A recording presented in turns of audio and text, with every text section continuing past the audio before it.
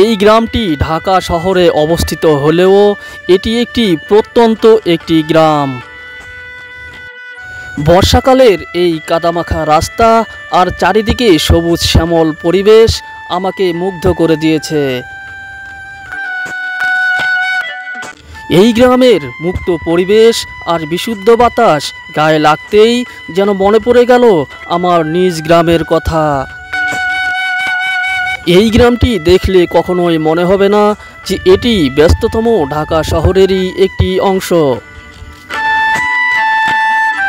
বর্ষার পানিতে থই থই করছে খাল, চারিদিকে গাছপালা আর তরুলতা সৌন্দর্য বাড়িয়ে দিয়েছে এই গ্রামের।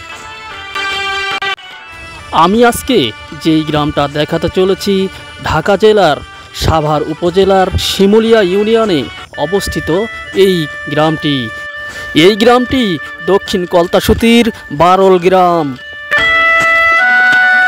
রাস্তাতে যেতে যেতেই দেখলাম একজন ফেরিওয়ালা বাচ্চাদের বিভিন্ন রকম খেলনা নিয়ে এই গ্রামে ফেরি করছে। বর্ষার পানিতে মাছ যাতে অন্যদিকে চলে না যায় এই জন্য দেওয়া হয়েছে বাঁশের বেড়া।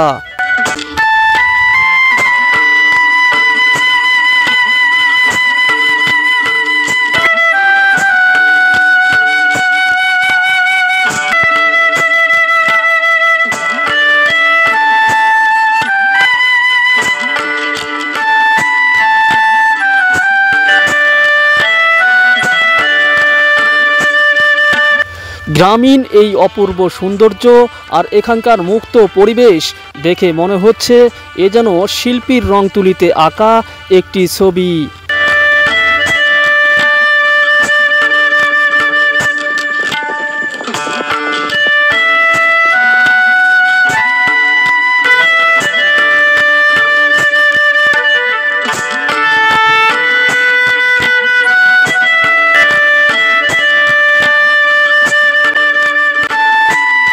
বর্ষার দিনে গ্রামের পুকুর ঘাটে কিশোরদের এই আনন্দ যেন এক অন্যরকম আবেগ।